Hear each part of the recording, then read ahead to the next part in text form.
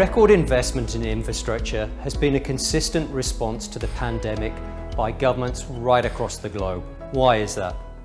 It's Economics 101. Every dollar invested in the construction of new infrastructure has a $3 kick on to the wider economy. The nation's infrastructure advisor recently released a report on Australia's capacity to deliver the record investment. The report indicated that major public infrastructure activity will double over the next 3 years, peaking at $52 billion in 2023. For the construction industry, this is a privilege, one that many industries don't have. But it also comes with a huge responsibility if the nation is to build back stronger. Not surprisingly, given the reliance on construction, concerns have been raised about the ability of the construction industry to deliver the project pipeline. A significant capacity shortfall is predicted, and government is looking to find solutions. Skilled migration has traditionally been the first response, but with international borders closed and high demand for workers when they do open, this cannot be relied upon.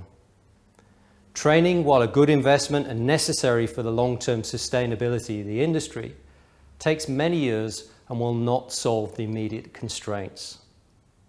The answer is simple. Government needs to drive greater productivity and innovation within the construction industry, so it can do more with less. As the second worst performing industry when it comes to digital adoption, technology presents a real opportunity to put the industry on the fast track to improved productivity. But if it was as simple as adopting new technology, we'd have done this already. We currently operate in an environment where government practices are stifling the adoption of new technology and holding the industry back. Productivity growth over the last 30 years has trailed other significant industries by 25%. A halving of this gap would generate savings of $15 billion a year. Another factor preventing progress is that the construction industry is not in good shape, and it hasn't been for some time. Despite being the nation's third largest industry, the construction industry consistently has one of the highest rates of insolvencies in Australia. Only 12% of our workforce are women, and our workers are 6 times more likely to die from suicide than they are from a workplace incident. The lack of diversity in the industry can be partly attributed to the long working hours in the industry and its combative culture. In turn, this can largely be attributed to government buying practices that focus on lowest cost over best value at the tender box. These procurement models can also be partially blamed for the slow adoption of productivity-enhancing digital technologies. No wonder attracting and retaining sufficient people to undertake the pipeline of work is a real struggle.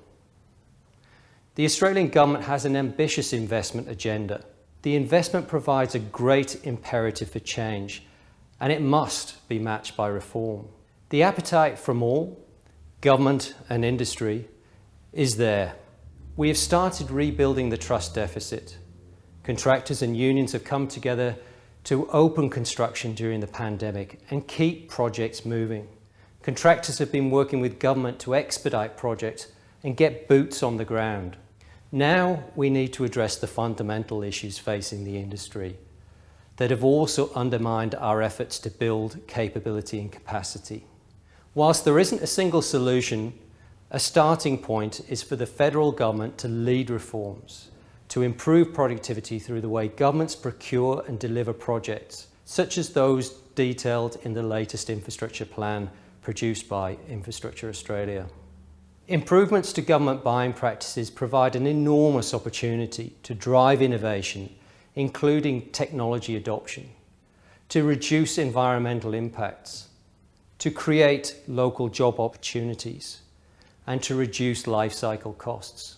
Further, they can have a significant impact on the way the industry collaborates and the culture within the industry. The time for reform is now and needs to involve all levels of government and industry. The issue of industry capability and capacity is not a threat. It's a $15 billion opportunity.